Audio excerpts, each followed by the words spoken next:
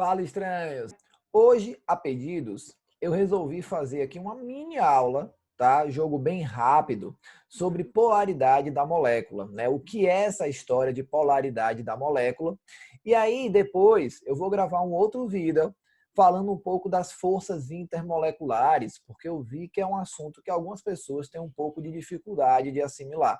Beleza? Então, hoje, vem comigo aqui para a gente ver rapidinho que história é essa de molécula polar e de molécula apolar. Vamos lá. Estranhos, vamos dar início aqui rapidinho, né, à polaridade da molécula, tá certo? No caso das moléculas de uma maneira geral. Então, olha só. Pessoal, em termos de conceito, quando eu falo de polaridade de uma molécula, eu estou me referindo a uma região que vai apresentar uma maior densidade eletrônica, uma maior concentração de elétrons do que outra. Tá? Então, essas moléculas que apresentam em uma determinada região a maior densidade de elétrons, nós dizemos que são moléculas polares, já que um lado ele apresenta uma maior carga do que o outro lado. Essa questão da polaridade, ela vai ocorrer devido à diferença de eletronegatividade que existem entre os átomos. Nós sabemos que a eletronegatividade é aquela propriedade periódica na qual o átomo ele tem uma maior força, né, para atrair os elétrons para a sua região. Eles fazem a ligação ali, né? Eu estou falando de uma molécula, então, consequentemente, eu estou falando de ligações do tipo covalente.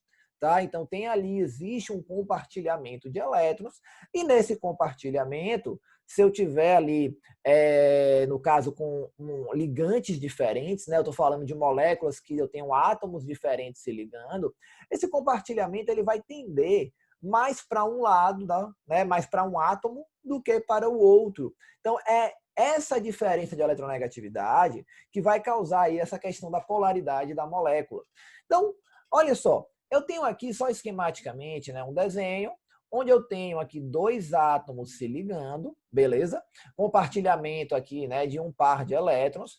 E aí eu tenho essa região aqui mais avermelhada, né, uma simbologia aqui, essa região um pouco mais densa, mostrando que esse lado da molécula, ele apresenta uma maior concentração de elétrons. Sendo assim, tá? Como esse lado tem uma maior concentração de elétrons do que esse lado daqui, nós dizemos que essa molécula ela é uma molécula polar, aonde os elétrons da ligação, tá? Os elétrons aqui dessa ligação, eles estão tendendo para esse átomo daqui que apresenta uma maior eletronegatividade, beleza? Então, quando eu falo de polaridade da ligação, eu estou me referindo aqui à distribuição, né, na densidade eletrônica entre os átomos ligantes. E aí eu tenho a seguinte máxima. Se eu tenho átomos iguais se ligando, dois átomos idênticos, por exemplo, H2, hidrogênio se ligando com outro átomo de hidrogênio. Ó, eu tenho átomos iguais, então eles têm exatamente a mesma força para atrair os elétrons tanto de um lado quanto do outro.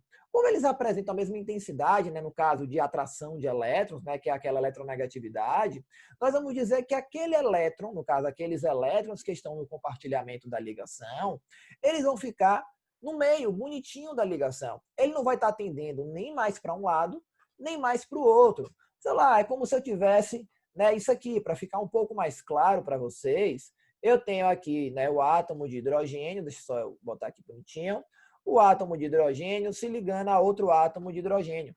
Como esses átomos, né, eles são iguais, então, ó, eu tenho aqui dois átomos iguais, eu posso dizer o quê? Que eles têm a mesma eletronegatividade. Então, o elétron, ele vai estar exatamente no centro aqui, né, bem, não está muito no centro aqui o meu desenho, mas tudo bem, né? Bem, aqui, ele vai estar exatamente aqui no meio, entre um hidrogênio e o outro. Então, não vai existir um lado de maior concentração eletrônica do que o outro. As concentrações, né, de elétrons aqui serão concentrações homogêneas. Ele vai ter uma concentração toda por igual. Né? Você vai ter elétrons distribuídos aqui nessa molécula de maneira completamente homogênea. É o que eu tenho aqui, por exemplo, no caso do F2, ó, o flúor. São dois átomos de flúor se ligando, né? Isso como? Eu estou falando de átomos iguais, né? A diferença de eletronegatividade aqui é nula, e aí o elétron ele fica exatamente no meio aqui da ligação. No entanto, na hora que eu tenho átomos diferentes se ligando, né? Na hora que eu tenho aqui dois elementos químicos distintos, aí eu tenho que levar em consideração, né, a questão da eletronegatividade, aonde o átomo de maior eletronegatividade, ele vai tender a puxar os elétrons da sua ligação para a sua região. Então, aqui no caso, por exemplo, do HF, né, a molécula aqui, né, desse ácido, né, o ácido fluorídrico, você sabe que o flúor, ele é o elemento de maior eletronegatividade da tabela periódica. Consequentemente, o que acontece? No compartilhamento da ligação com o hidrogênio, o flúor simplesmente desloca os elétrons para a região dele. Sendo assim, essa região daqui do flúor, certo? Essa região aqui do flúor, ela vai apresentar uma maior densidade de elétrons do que essa regiãozinha daqui do hidrogênio. Ó.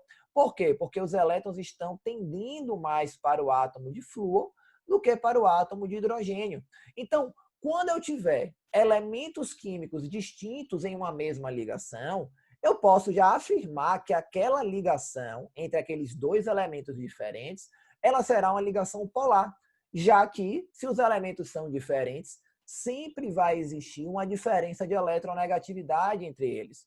Aqui, nesse último caso, não é uma molécula, né? É um composto iônico, fluoreto de lítio.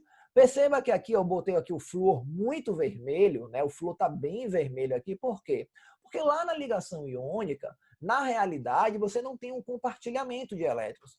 Nós dizemos que na ligação iônica você tem uma transferência de elétrons entre um átomo extremamente eletropositivo, né, um alto caráter metálico, para um elemento de elevada eletronegatividade. Então, como tem uma grande facilidade de perder, né, o cara que tem um caráter metálico elevado e o outro tem uma grande facilidade em ganhar, o elétron é literalmente transferido, né, de uma camada de valência para outra, gerando os íons, né? Tanto os cátions como os ânions, e são justamente, né, a formação desses caras aqui, desses íons de carga positiva e de carga negativa, que vão se juntar, vão se unir ali através de uma atração eletrostática, gerando um composto iônico. E aí tem todas as séries das propriedades dos compostos iônicos, que a gente pode ver em uma outra aula de ligações químicas. Beleza? Então, em relação à polaridade da ligação, basta você avaliar o quê?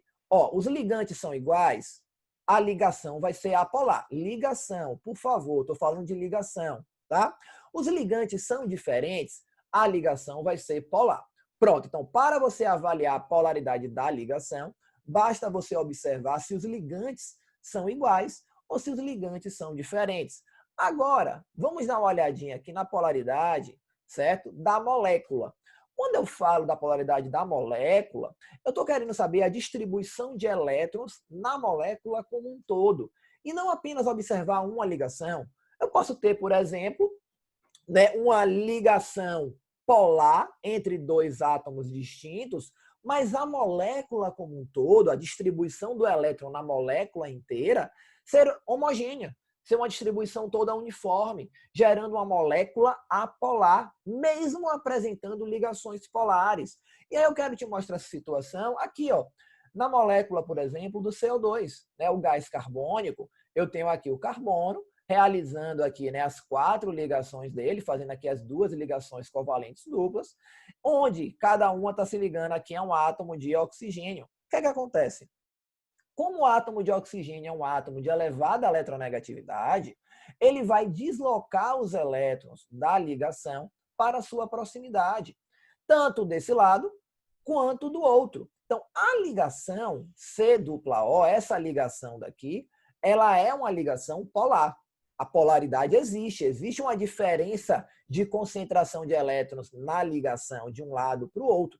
Mas na hora que eu olho a molécula como um todo, o que é que está acontecendo? O oxigênio desloca os elétrons dessa ligação para esse lado, esse outro oxigênio desloca com a mesma intensidade. Márcio, como é que eu sei que é a mesma intensidade? Ó, é só você olhar que é o mesmo elemento. Se eu estou aqui falando do mesmo elemento, ele tem exatamente a mesma força. A força na qual o oxigênio puxa os elétrons dessa ligação é a mesma força na qual o oxigênio puxa os elétrons dessa ligação. É tipo um cabo de guerra, tá? Como existe um equilíbrio dessas forças, né, essas intensidades são iguais aqui, mesma direção, apenas o sentido que é o contrário, você tem o quê? Você tem que esses vetores aqui, não só ser um vetor mesmo, é uma força que está atuando, esses vetores se anulam. Tá certo? Então, quando a hora que eu tenho que os vetores se anulam, né, nós vamos falar que a molécula, ela é uma molécula apolar. Tá? A gente vai falar rapidinho, né? Eu vou mostrar isso aí no próximo slide para vocês, mas só de antemão mostrando a diferença entre uma distribuição uniforme. Então, perceba como é que fica tudo bonitinho, tá vendo? A distribuição dos elétrons ao redor da molécula.